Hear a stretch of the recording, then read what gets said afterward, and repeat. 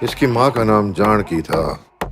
हम इसे सीता बुलावेंगे। भारत में सिनेमा सिर्फ मनोरंजन का माध्यम कभी नहीं रहा, ये समाज की सोच बनाने वाला सबसे बड़ा हथियार बन गया। हमारे मजहब में 4 शादियों की इजाजत क्यों है? सही मायनों में 4 शादियों की इजाजत इस्लाम ने औरत की हिफाजत और उसे दुनिया में इज्जत से जिंदगी गुजारने के लिए दी है। ओ बिगड़े दिल शहजादे, कम उम्र की दुल्हन ला दूंगा। लाखों लोग फिल्मों से कपड़े पहनना सीखते थे, बात करने का तरीका सीखते थे और प्यार और मोहब्बत भी सीखते थे। क्या चाल है, क्या माल है, ओ कुड़िए तू बेमिसाल है। और धीरे धीरे ये भी सीखने लगे कि प्रगतिशील क्या है और पिछड़ा क्या है। तू अंशुमान नहीं, तू हनुमान है। हाँ, वो तो तुम्हारी शक्ल देख के बोला होगा। 1947 के बाद भारत की नई एलीट मानसिकता ने एक नैरेटिव खड़ा किया। इस नैरेटिव के अनुसार मॉडर्निटी का मतलब था धर्म से दूरी।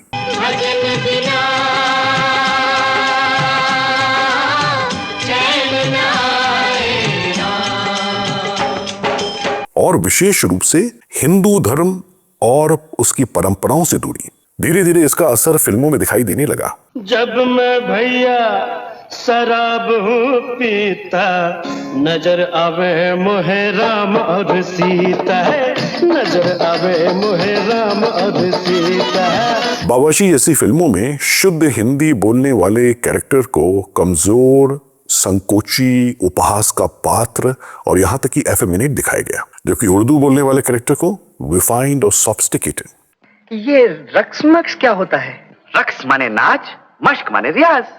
अच्छा भाई, तुम इतनी शुद्ध उर्दू क्यों बोलते हो? आप भी तो बहुत खालिस हिंदी फरमाते हैं जनाब। हिंदी तो हमारी अपनी भाषा है। उर्दू भी तो हमारी अपनी ही जुबान है। गंगा की सौगंध फिल्म में ब्राह्मण, ठाकुर और बनिया कैरेक्टर्स को ऑप्रेसर की तरह दिखाया गया। नमस्कार पंडित जी, तेरे की धर्म भ्रष्ट करके रख दिया। जबकि मुस्लिम कैरेक्टर खान साहब को करुणा और समानता का प्रतीक बताया गया। आज तो गले मिलना पड़ेगा। खान साहब, आपने एक नीच को गले लगाया, भगवान आपको हजारों ईदे दिखलाई। फिल्म का सबसे सिंबॉलिक सीन तो वो था जब हिंदू हीरो अपनी शिखा काट लेता है, मानो मुक्ति अपनी परंपरा को त्यागने से होती है। क्या बॉलीवुड कभी ऐसा सीन बनाएगा जहां किसी दूसरे धर्म का कैरेक्टर अपनी मजहबी पहचान को रिजेक्ट करे? सवाल ही पैदा नहीं होता। 1980 के दशक तक बॉलीवुड पूरी तरह सेकुलर मैसेजिंग का माध्यम बन चुका था। काम हर हाल में, नाम को साल में, ईद की एक छुट्टी मनाते हैं। आवाम फिल्म में जब कोर्टरूम सीन आता है तो वहाँ हिंदू कैरेक्टर कहता है कि मैं हिंदू हूँ, मगर हिंदू होने से पहले हिंदुस्तानी हूँ। और वो गीता पे हाथ रखकर कसम नहीं खाता। आप गीता पर हाथ रखकर कसम खाइए। मैं गीता पर हाथ रख के कसम नहीं खाऊंगा, योर ऑनर। क्यों? क्या आप हिंदू नहीं हैं? मैं हिंदू हूँ योर ऑनर, मगर हिंदू होने से पहले मैं एक हिंदुस्तानी हूँ। यही मेरी पहली और सच्ची पहचान है। डायलॉग सुनने में अच्छा लगता है, लेकिन बॉलीवुड में ये त्याग हमेशा हिंदू कैरेक्टर्स ही क्यों करता है? कर्नल मुस्तफा अली जैदी साहब। क्योंकि अगले ही सीन में मुसलमान कैरेक्टर बड़े शान से कुरान पर हाथ रख देता है। आप भी आए। फिर आई कब्जा फिल्म, जिसमें अली और मोहम्मद जैसे नामों को अत्यधिक सम्मान और पवित्रता के साथ प्रस्तुत किया गया। उस्ताद अली मोहम्मद, तुम लोगों की वजह से शायद गुमनाम मौत मर सकता है, लेकिन उसका नाम इस दुनिया में हमेशा जिंदा रहेगा, क्योंकि उसके नाम में 2 महान नामों का संगम है, अली और मोहम्मद। बॉलीवुड एक अजीब इम्बैलेंस पैदा करने लगा। केदारनाथ, ना तो मैं लक्ष्मी का पुजारी हूँ और ना तुम कोई लक्ष्मण। तुम तो वो रावण हो जिसकी लंका में आग लगाने के लिए इंस्पेक्टर शेर खान आया है। फिल्मों में हिंदू सिंबल्स को कैजुअली मॉक किया जा सकता था। पंडित को मार भगाऊंगा, पंडित की ऐसी की तैसी, मैं खुद पंडित बन जाऊंगा। लेकिन दूसरे धार्मिक चिन्हों के प्रति अत्यधिक सम्मान दिखाया जाता था। देखते ही ये चादर मुझे बचाती है या कफन बन के मुझे कब्र तक पहुंचा देती है। अशहदु ला इलाहा इल्लल्लाह। बिल्ला नंबर 786। इसने तुम्हें बचा लिया। जी हाँ। 1990 के दशक के बाद बॉलीवुड पर 3 नामों का राज शुरू हुआ। शाहरुख खान, किरण, सलमान खान और आमिर खान। मैनू लाली कहते हैं जी। समर्थकों के लिए ये भारत की डाइवर्सिटी और सहिष्णुता का प्रतीक था, लेकिन आलोचकों ने कहा कि इस दौर में बॉलीवुड का कल्चरल नैरेटिव और ज्यादा एक तरफा हो गया। क्या उपाय है महाराज? जब भी तुम या तुम्हारे कदम उसकी तरफ प्रेम विवश बढ़े तो हमारे नाम का उच्चारण कर लेना।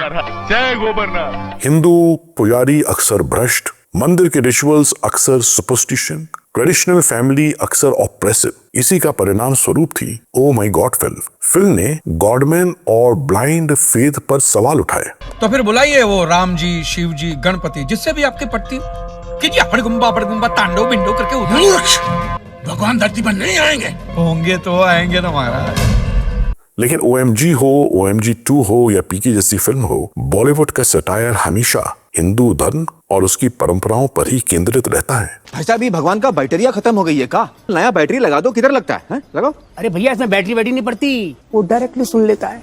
डायरेक्टली सुनत है तो फिर ये मूर्त की क्या जरूरत है? धंधा बंद करवाएगा क्या? करण जौहर की स्टूडेंट ऑफ द ईयर का सेक्सी राधा गाना देखिए। क्या बॉलीवुड में हिम्मत थी कि वो सेक्सी मैरी या सेक्सी आयशा गाना लेके आते? इन्हीं कारणों की वजह से हिंदू फोबिया इन बॉलीवुड शब्द मेन स्ट्रीम बहस का हिस्सा बन गया। अरे हर हर महादेव के साथ भोसड़ी के का नारा तो काशी का सार्वजनिक अभिवादन है भैया। 2014 के बाद भारत बदलना शुरू हुआ। अब नैरेटिव सिर्फ टीवी चैनल्स और फिल्म मैगजीन्स तय नहीं करते थे, अब सोशल मीडिया था। लोग पुराने क्लिप्स निकालने लगे, कंपाइलेशंस बनने लगे और करोड़ों लोगों ने पहली बार दशकों से दोहराए जा रहे पैटर्न्स को एक साथ देखना शुरू किया। थोड़ी बिरयानी बुखारी, थोड़ी फिर नल्ली निहारी, ले आओ आज धर्म भ्रष्ट हो जाए। बाजीराव मस्तानी और पद्मावत जैसी फिल्मों पर हिस्टोरिकल डिस्टॉर्शंस के आरोप लगे।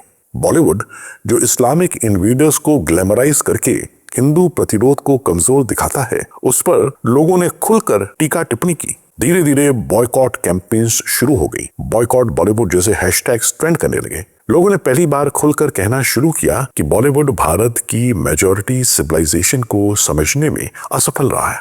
ये मेरे खानदान की पहचान है। अबे बाल काटे जा रहे हैं, खतना नहीं किया जा रहा।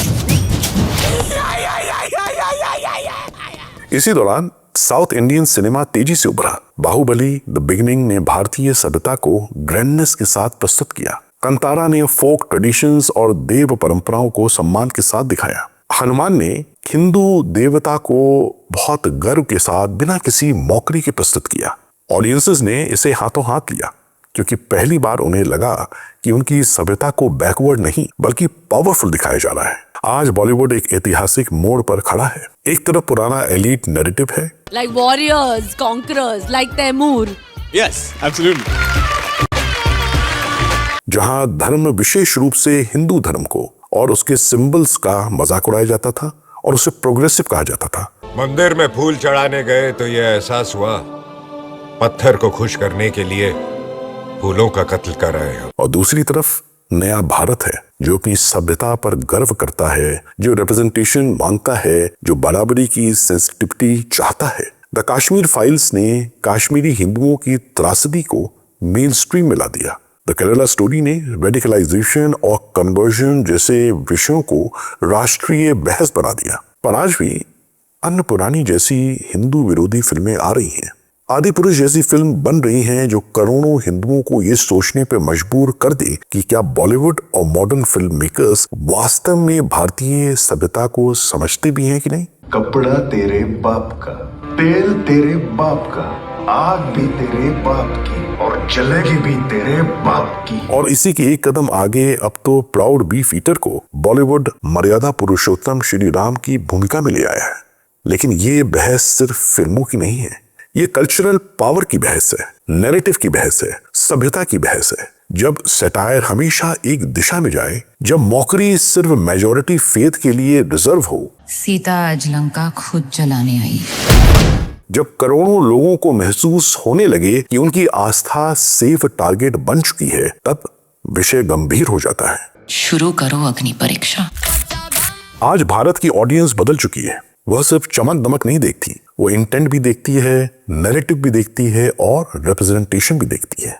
क्योंकि अंत में सिनेमा समाज को प्रभावित तो जरूर करता है, लेकिन अंतिम निर्णय हमेशा समाज ही देता है। और शायद यही कारण है कि आज बॉलीवुड को पहली बार जनता के सामने जवाब देना पड़ रहा है। ये है महाभारत।